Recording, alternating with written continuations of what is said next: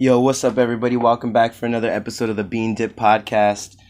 Shit, I am so glad to be back. Man, 2 weeks, but it has not been a boring 2 weeks. It has been busy, to say the least. One of the reasons why I've been like absent is, my whole living situation, just my whole everything has been pretty much turned upside down. I haven't really said this out loud or really talked about it with a lot of people. Some people know, but yeah. So I will no longer be residing in Pico Rivera. I am planning to move to Hollywood. Yeah, believe it or not. Crazy turn of events. I am man, this is just gonna be so hard to say. Me and I was with somebody. You all knew her. She would be on the sometimes you'd hear on the background of the episodes or just chiming in every now and then, but and I don't know if she's gonna hear this because she does listen to the podcast too. But yeah, we are currently not together right now. I'm not even living with her right now. I'm actually in my parents' house, which is like 5 minutes from where we used to live. So a little awkward, you know what I mean? But yeah, right now I'm doing the podcast in my parents' bedroom, one of their bedrooms in their house. I do say one of their bedrooms. It is a 3-bedroom home in Pico Rivera. No, my parents are not rich, but they are Jehovah's Witnesses, and they had a a Jehovah's Witness that helped them out to get this spot. So I'm here. The only thing is though about being here is I am not a Jehovah's Witness. So they're like, bro, you need to get your worldly ass up out of here, dude. If you're not gonna bow to God, then you gotta go. And I was like, you know what? I just smoke too much weed. I can't be a Jehovah's Witness. You know what I mean? I'm just gonna be asking every person in the Kingdom Hall if they want to smoke this joint with me. But yeah, man, I already started looking for work over there. I had this interview in Studio City, and the interview went extremely well. I am expecting a call from them possibly tomorrow or Sunday, and once that goes through, I'll be making the transition from here to Hollywood. And look, don't get me wrong, I'm gonna miss East LA area. I know Pico Rivera isn't necessarily specifically East LA, but it is on the east side of LA County. And I mean, man, I grew up out here, right? From Bell Gardens to Montebello to East LA to Pico Rivera, all these areas, and I love these areas. And I'm still gonna have my monthly show here because I can throw a decent show over here, and I might be able to in Hollywood, but it's gonna take a couple years, maybe a year, but give me a couple years just to be able to meet people out there and be able to do whatever I can do and stuff like that. But I am a little worried about moving to Hollywood. Okay, it's a different place. Here's one reason why. So I did this open mic one night, right? And one of my homeboys, shout out to California Red, dope ass dude. He throws his own open mic every Thursday called the My 420 Gym. If any of you dudes want to work out some material, or if you're an artist, shit, maybe you just want to find a place to smoke weed. Roll up right there. It's a dope ass spot. Fuck, where was I going with this? Oh yeah, so I was doing that.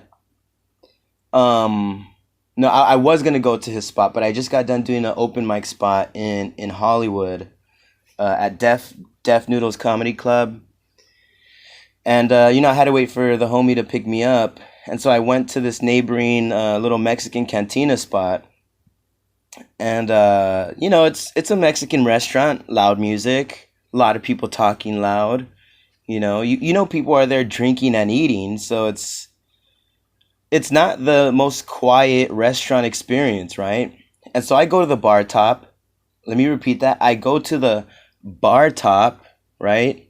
Where people are going specifically to drink and socialize and be a little bit more louder, let's just say that. And I'm sitting at the bar top and I order a Corona. Um, and I proceed to get out my phone and watch Laker highlights, right?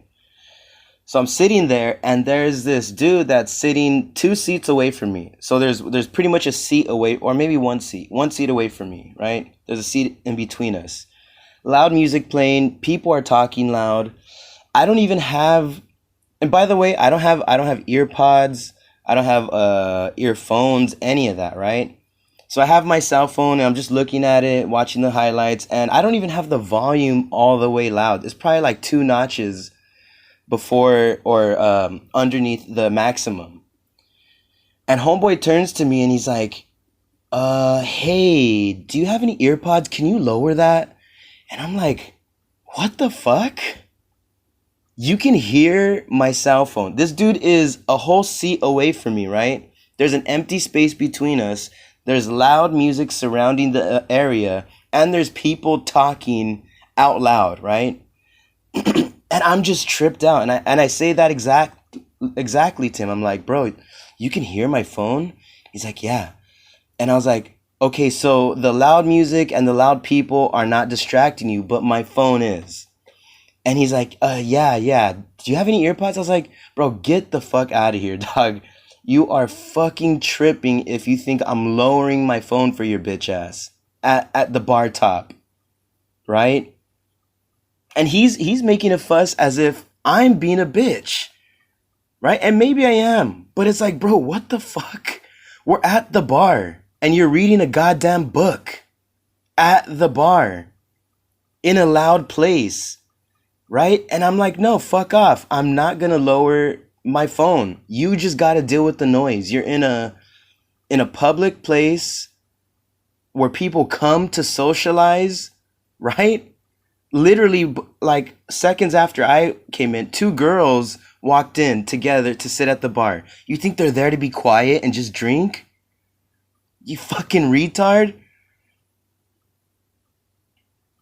I'm sorry. I do want to read some. Did I write it out? I don't know if I wrote it out on my phone.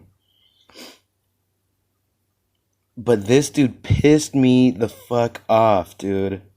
I think I was writing it. I might have wrote it in my notebook, but dude, I was so fucking pissed. And so like whatever, right? Like he realizes I'm not gonna do shit. This fool proceeds, and I really don't, I can't understand how much more to emphasize the space between us, right? It's like a 4 foot gap, right? It's a 4 foot gap between us, and there's music and people talking, yet my Lakers highlights are distracting the shit out of this guy. So I'm not listening to him. This dude decides to kind of cold shoulder me, like turn his back and cover the left side of his ear. This dude is covering the left side of his ear just so he doesn't hear my cell phone. Yet the loud mariachi music and people talking out loud is okay for him, right? And so I'm like, whatever, fuck this guy. I'm minding my own business. And about maybe like 5 more minutes pass by, and this fool just cannot control himself. The urge to just make somebody do something that he wants, he couldn't control it. He needed whatever it was, right? And he turns back, he's like, hey man, do you really not have any ear pods or anything that you can like listen to? I was like, bro, suck a fucking dick, dude. Look, I know we're in fucking Hollywood and that's like, you're probably, yeah, I do that anyway. But I'm telling you to fuck off, bro. Because it is insane that you are telling me at a bar, by the way, to lower my cell phone.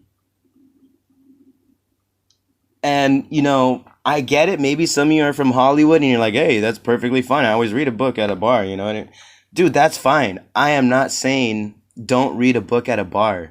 But if you're at a bar, dude, when there's music and people talking and you're turning to the guy with his cell phone, dude, those are fighting words, bro. I swear if he would have pushed me again, I probably would have fucking done something. I probably would have knocked the fucking book out of his hands or the fucking glasses off his face. Because that shit was nuts, dude. Like I don't like being violent. I was the one minding my own goddamn business, right?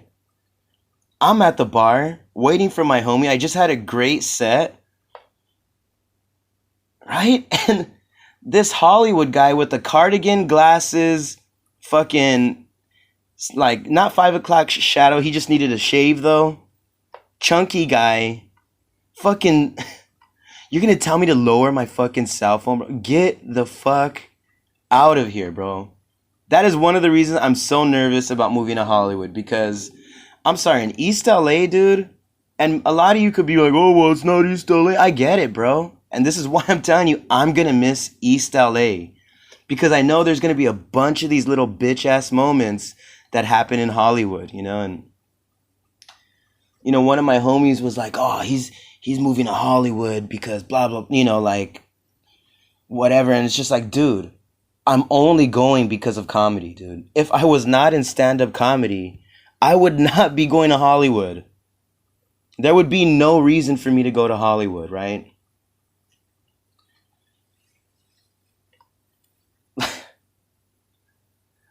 Except, like, what? I mean, really, the only reason I would ever come out before would be just be to get drunk. Go to a bar and get drunk. Go back home. Right? Or you go to it's technic. I think that's Beverly Hills, but I don't know, man. I'm excited though. I'm excited because I got homies out there. But goddamn, if I gotta fucking deal with dudes reading books at fucking bars, telling me to lower my shit, and I gotta deal with homeless fucking people everywhere, it's gonna be hard. It's gonna be tough, dude. Thank goodness for being broke, so I don't have to fucking spend my money at these places often, Man. Yeah, dude. So, yeah, man, that's basically what's gonna be going down, and like I said, I'm excited, bro, because as you all know, I fucking bus it and take the train every fucking where, dude. And it's just tiring. You know what I mean? It's fucking tiring, right? I gotta travel 2 hours, 2 hours away just to do fucking 5 minutes of stage time. You know what I mean?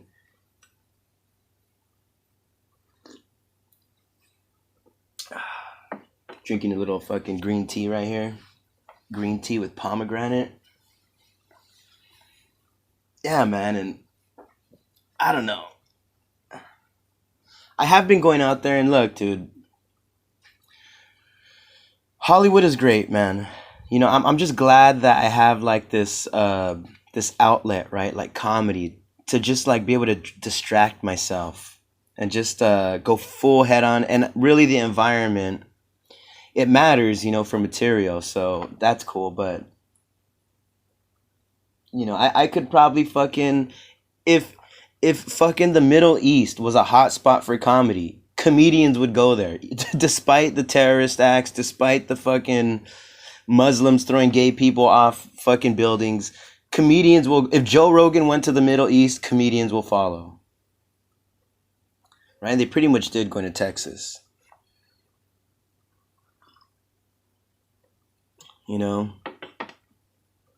I thought about going to New York. right? But that's just like a that might be a next level move, or I might just have to go to New York just to travel for a little bit.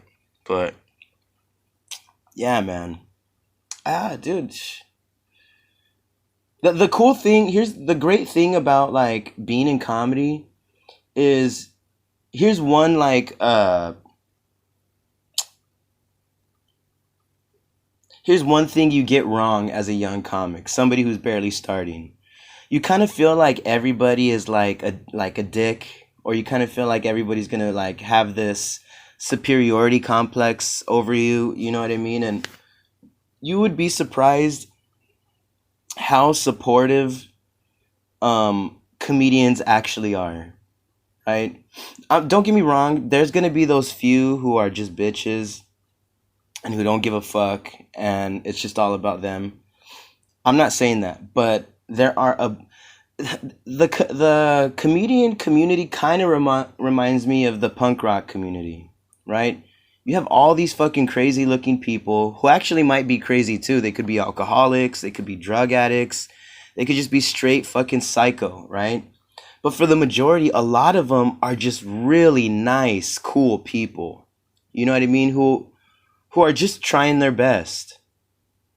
And that's one thing why I feel, this is just the time where I need to make the move, because like I said, everything just got turned upside down. Lost the girlfriend, lost the place. And actually, I didn't mention this to you guys, but last week I actually got fired from my job. So that's just another basically stack that's saying, bro, you need to fucking relocate, basically. You need to, your dream is to be in comedy, go where comedy is, and I got fired, and look, it doesn't matter how many times you've gotten fired in your life, it's still like disappointing, you know what I mean, when it happens, right? Like it's the same thing like relationships, like you could have gotten dumped a number of times, or whatever, dumped or not, or it just broke up. It's still gonna affect you. You know what I mean? You're not gonna be able to just like, oh, shake this off. And even though I'm going on about things like everything's all cool, dude. There's a lot of things going on, right? But I'm just not like, I'm not falling victim to it all. You know what I mean? I'm pushing for more. I really want this, man. I really want it. Um, I've decided that from now on I want to start hitting up the club open mics. And I think beforehand I wasn't doing that a lot. I was just doing the random comedian produced open mics and shows. But I think going into this year, I really want to I want to start going to those spots.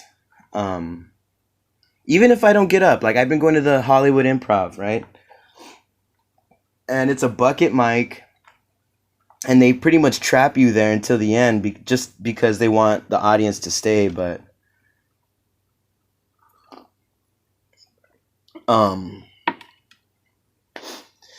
yeah, I mean, the past couple times that I've went, I didn't go up, but I want to show face. Yeah, no.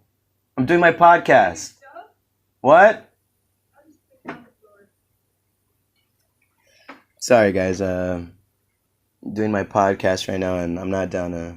Let me see what they want.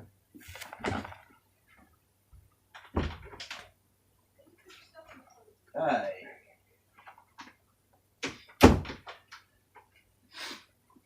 How's my mom? Her and my dad have OCD, so they constantly need to be picking things up. I think it's just a product of being old, you don't have anything to do, and you find a random thing on the floor. Where does this go? I'm just kidding. Jesus Christ. See what happened? Dude, I have such a fucking short-term memory span from all the weed that I smoked that any kind of distraction, I just gotta like, what the fuck was I talking? I gotta go back, I don't know. I completely fucking got lost with whatever I was talking about, but just Hollywood, bro. Fuck, what was I fucking talking about? She fucking ruined it. And I haven't even smoked weed today. That's the fucking crazy thing. I smoked a bunch of weed last night though. And I have been like chilling on the late night munching, so that's been good. I've been bringing my homie in on it. It's like, bro, we can't do the late night munch. It's fucking dirty. The other night, my homie came to the open mic at the my gym, the my 420 gym, and we were just so high. You know what I mean? We smoked a bunch of weed, and we're driving home, and he's like, "Bro, what's up with that late night munch?" And I was like, "You know what, dog? Fuck it, dude. Like, for 2 days I did well. I didn't eat late at all. 2 days I did really well." And this last night I was like, "Fuck it, dog. Let's do it." And we just went ham, bro. I got a chicken sandwich with fries, and this dude bought an extra fucking Jack in the Box taco, and I demolished it, dude. Demolished it. And it was fucking delicious. It was great. You know what I mean? It was great. But you don't feel great in the morning, okay? You don't feel great. But anyway, yeah, just Hollywood, man. Living out there, I'm gonna bust it. Like I said, you know, I'm just waiting for this job to hit me up, and I'm just gonna be out there, dude. It's what you got to do, and I think of all those people that came from the Midwest or straight from the East Coast or from all these places, right? And they sacrificed everything just to move out here to do comedy. You know what I mean? And that's like the difference. Yeah, I grew up in Los Angeles, so I'm not necessarily sacrificing anything. So I have to be able to be on that same level of being just going all in, you know? Like I at this open mic I've been seeing this girl, her name is Angie something. I think she comes from like North Carolina, dude. Right? She's 23 years old. Came here to LA. Look, her parents might be rich. I don't fucking know. Who gives a fuck? But she did it, you know?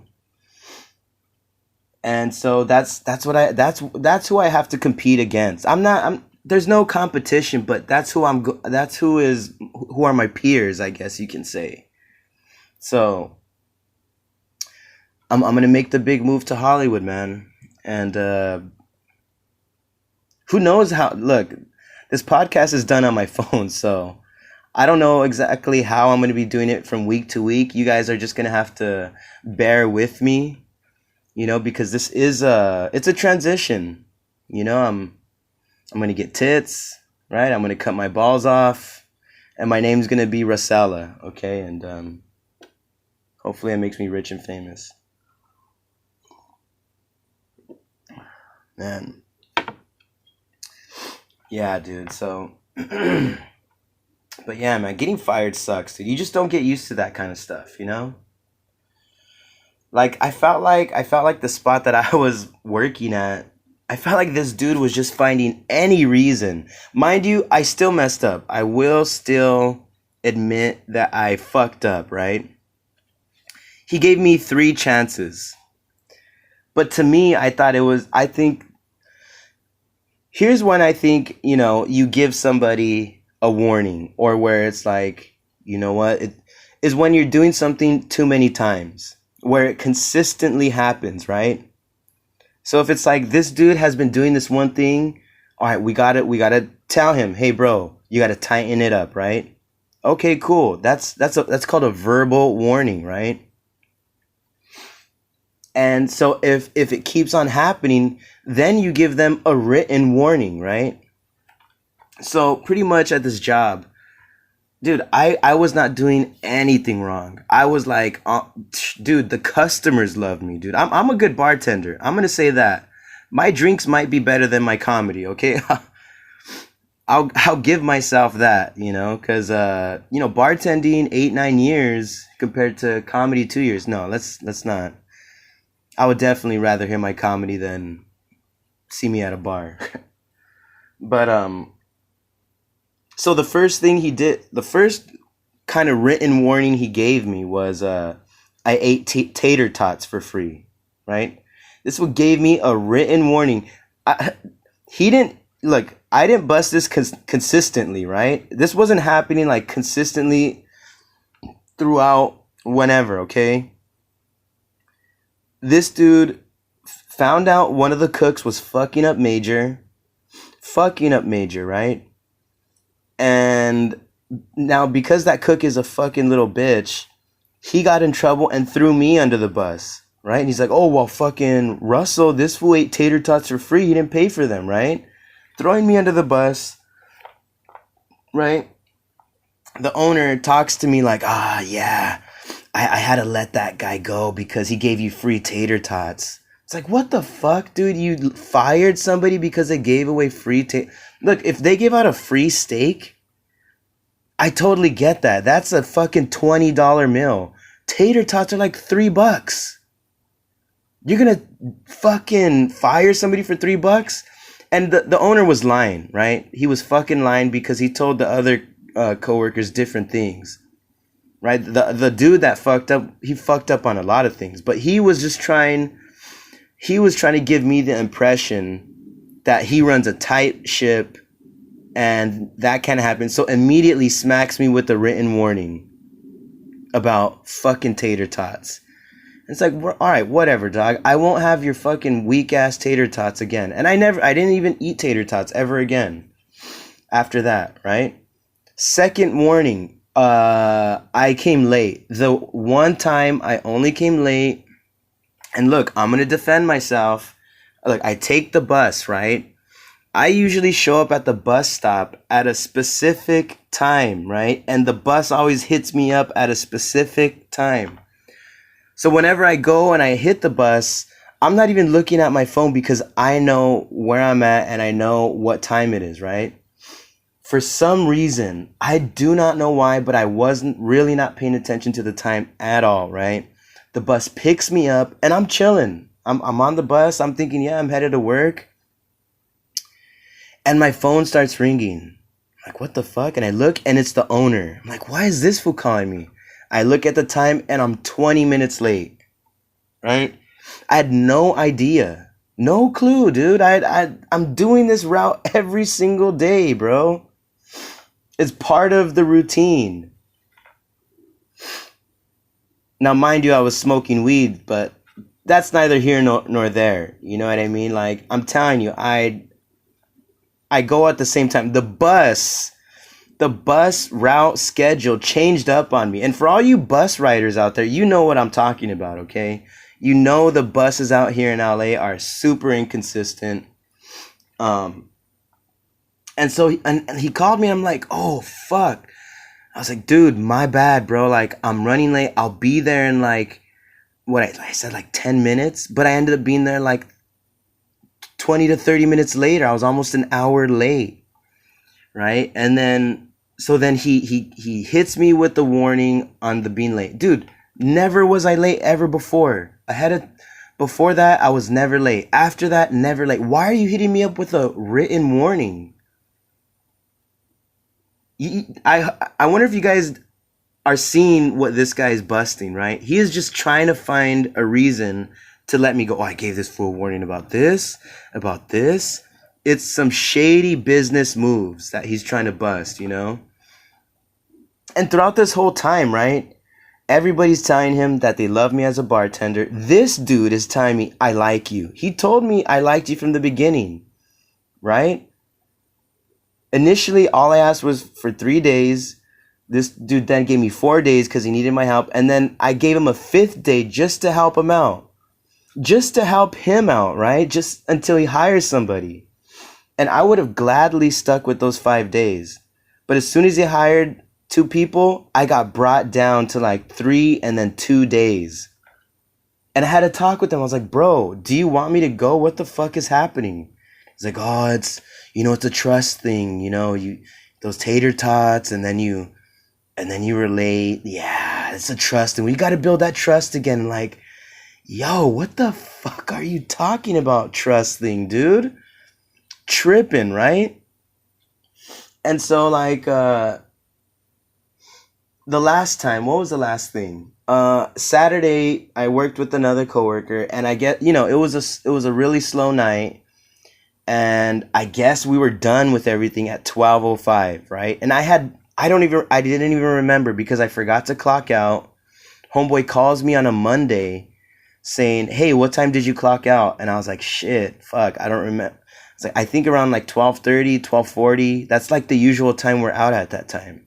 So I wasn't just lying for the sake of benefiting off of it. I was just giving him a guesstimate. I didn't even remember. This was like 2 days later, dude. I smoke weed, okay? And so it's like it's dropped, right? Dropped, and so like the next day he calls me again and says, "Hey, bro, so I checked the cameras." This fool fucking checked the cameras, and just instead of just taking my word for it and moving on, he checked the fucking cameras, dude, and said that, like, "Yeah, you guys finished at 12:05, and then you just sat there. You just sat there waiting for the cook."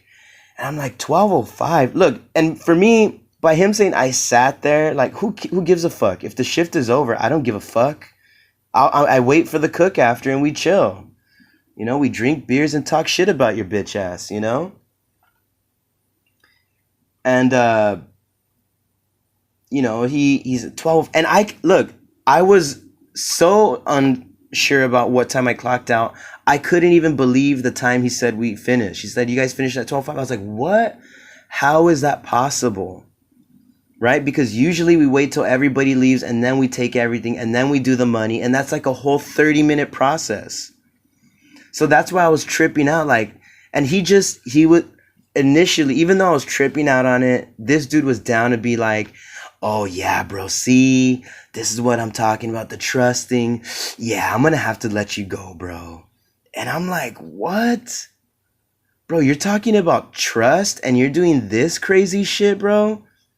Bro, don't be saying anything about trust, dude. You're the person that I don't trust, right? You're telling me that you can't trust me when I only fucked up, yeah, 3 times, but they're 3 isolated occasions. Didn't eat tater tots anymore after the first time you said it.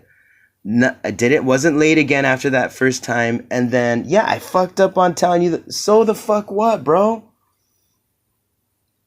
And I told him, I was like, "Bro, you're the fucking dick that I can't trust. You know?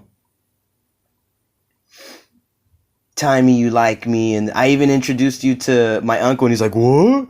Your uncle is this guy? He's the coolest guy in Venice Room." You fucking pussy, dude. Right? Fucking just being this fake ass guy. Anyway, dude. Look, I'm not gonna burn who the guy is, dude, but I did work at the Venice Room, alright? I'm gonna throw that place out, dude. Fuck that place, dude, until they get new owners, dude. Right? Just fuck them, dude. The new owners now are just shitty people and do not know the culture around that spot, dude. Right? I had customers hitting me up like, "Dude, where the fuck are you, dude?" I have to tell them, "Oh, I got let go because it's," and they're like, "What the hell?" Right? Tripping out, dude. I told the homie too, the coworker, and I was like, "Look, dog, I got let go, and pretty much I'm not coming back, dude." Because there is a bartender who got fired like 2 to 3 times over there, and he went back every time, and I'm good, right? I'm not going back to that spot. I'm moving to fucking Hollywood where dudes read books at bars and then tell you to lower your cell phone because it's too loud. I'm fucking exchanging cholos for guys that read books at bars. I don't know which one is better. But yeah, and so that was it. And it's like, fuck it, dude. Like, the great thing is I still have something to hold me above water a little bit. Shout out to Haha's Comedy Cafe, still working there. Shout out to Terry and Jack Sr. Fucking amazing people. If ever you guys are down, go catch shows over there. Go support the club. You know, it's real mom and pop comedy spot, and super cool. But yeah, man, and that's just what it is now. Like, look, I love living out here. I love Pico, East LA, Downey. Downey's okay. Downey's all right. It got better. Montebello, you know, all these areas, but you know, there's really nothing. And even my show that I talked about it, I think on the podcast before, the one before that my show pretty much it's not happening, right? Not at the same spot. Okay, it's not happening at Rudy's LA anymore. They got new owners, and those new owners are turning the bar into like a sushi spot. So look, I'm just done with that. And I found another club, bar, whatever you want to say, still in East LA, and it's gonna be at City's Restaurant. I'm sure you guys have heard about it. It's off Cesar Chavez, in East LA. City's Restaurant. Shout out to them, dude, for hooking it up with the Chance. Hopefully they fuck with us. You know what I mean? And let me bust that consistently. And that's gonna be on the 25th of this month, November. I'll put it on the Eventbrite. I mean, I'll put it in the details. You know, the for the tickets and all that. Yeah, man. So I'm telling you, it's been a rough couple weeks. Let's just say this: it's been like a rough month, because even when I was putting out the episodes beforehand, that stuff was going on. I wasn't ready to talk about it, you know.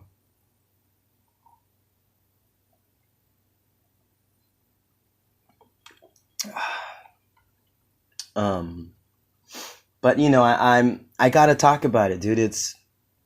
I think that's one of the reasons why I didn't do the episodes for the last couple weeks, is because I still wasn't ready to talk about it. You know, it was still so fresh, and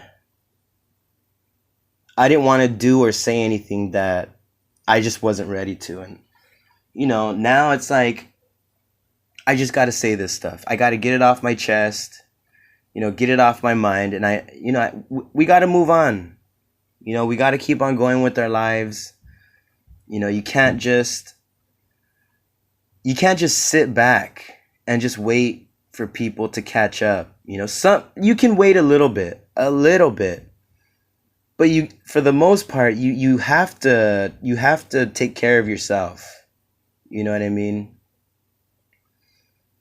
And that's what I'm doing right now. I'm just trying to take care of myself. Look, some people don't understand the route I'm taking. Like I've heard it from my sister and her daughter, from my homie, that they think I'm repeating the lifestyle that I had when I was young, you know. And when I was young, I didn't, you know, I was out there. I wasn't really living at a solid spot. I wasn't stable. You know, I was experimenting with a lot more drugs back then.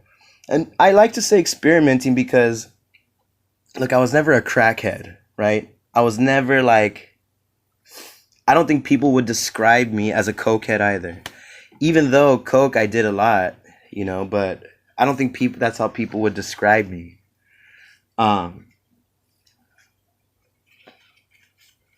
Never an alcoholic. You know, I think there's a huge possibility I could have gone down that path.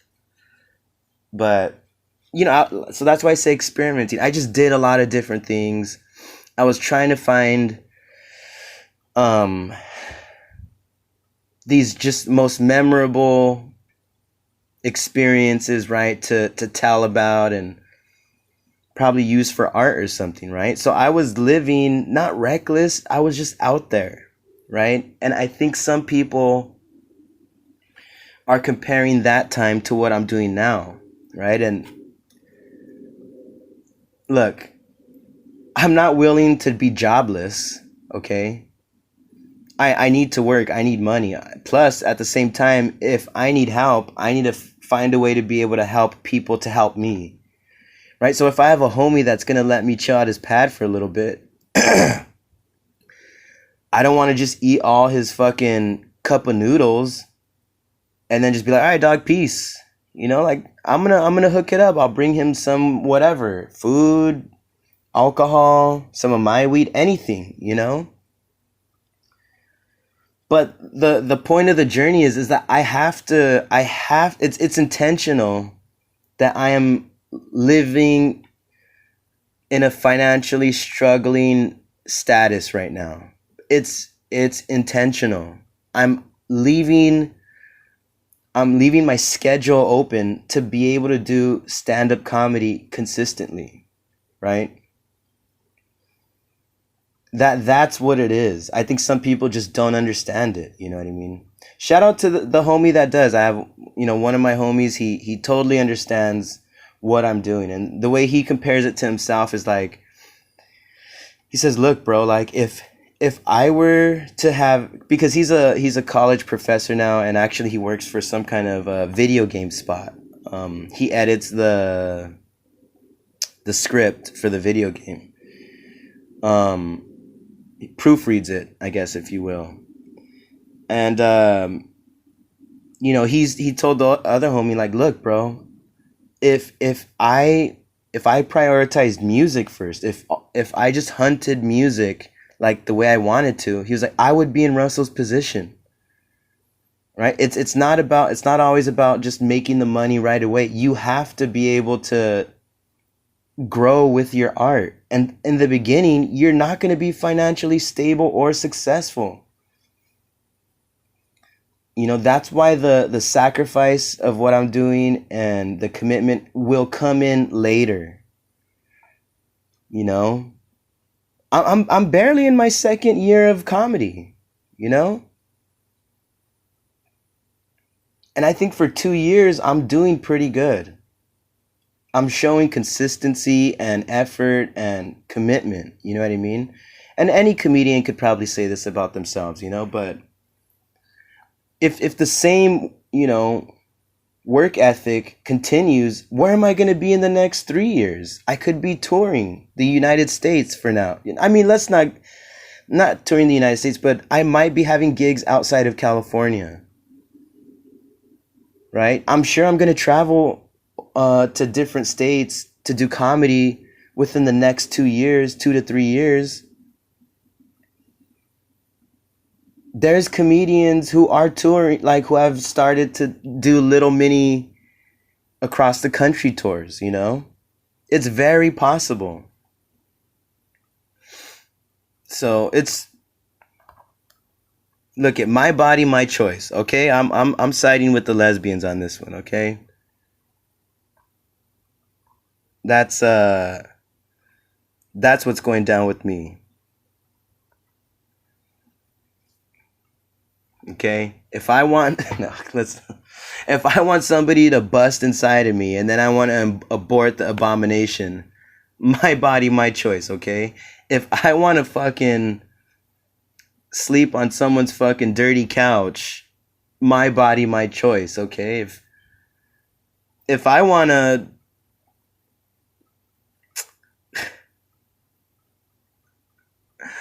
fuck, I don't know, dude. If I want to Harvey Weinstein my way through success, my choice, my body. I don't know. I have no idea. Yeah.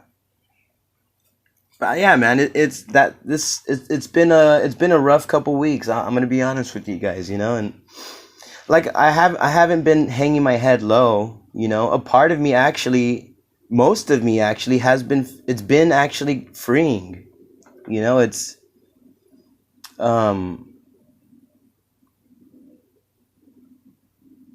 something about it is actually, like, I'm not gonna lie, ever since everything, flopped on me, I feel like my sets on stage have been nice, dude. They've been cool.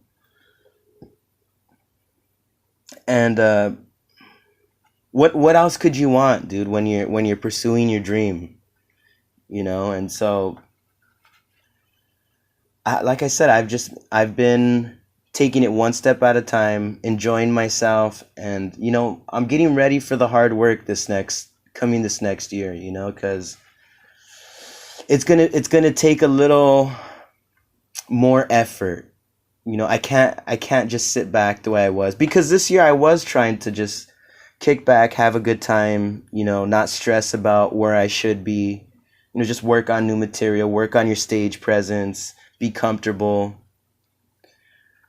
But now it's got to be to the next level. This has got to move to the next level. It doesn't even have to jump significantly in levels, but it's got to be on the next one, right? I got to start hitting up that Comedy Store potluck open mic, which I think, I might have missed the freaking email. You got to email them or whatever, and they're like, hey, you can come and perform. So it's right now, and probably everybody. Look, I really did not realize anything about mental health until comedy, right? Like, I never thought about that stuff. But now it's like, okay, I gotta, like, you're working with yourself. So it's, you're either pressing on the gas or letting it go or hitting the brakes. It's what it is. So, yeah, man, you guys are going to be seeing me out there. Like I said, I got this show coming up. I hope you guys can make it.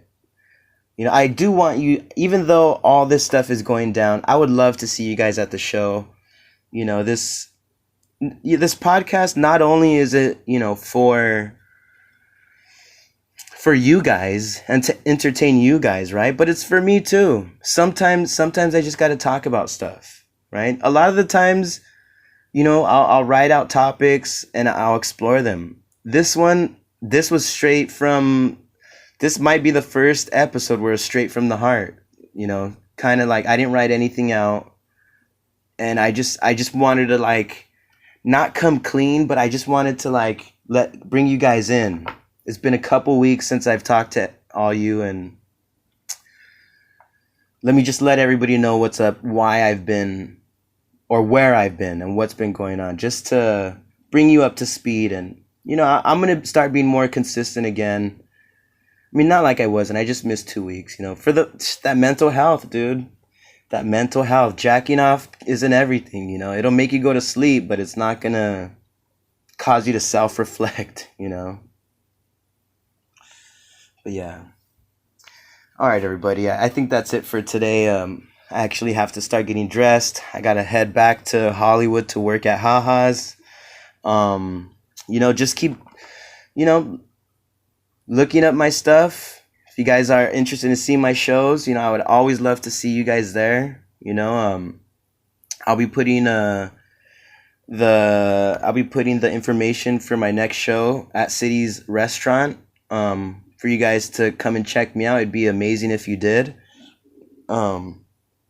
Everybody, take care of yourselves. Have a great weekend. And keep on dreaming on, baby. Everybody's got a dream, and don't, even if you're not living the dream, still have the dream. Don't just think, hey, my life sucks. Do whatever you can, I never thought that comedy would have been my dream. I've always been a creative person, but now comedy has just swept me off my feet.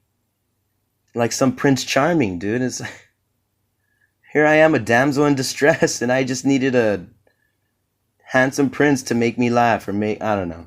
Okay, guys. Thank you guys for listening. I'll be having that show the 25th of this month. I have a couple other shows coming up. I'll be at the Comedy Store Roast Battle this upcoming Tuesday. So catch you guys later. Thank you for listening to the podcast. Love you guys. Peace.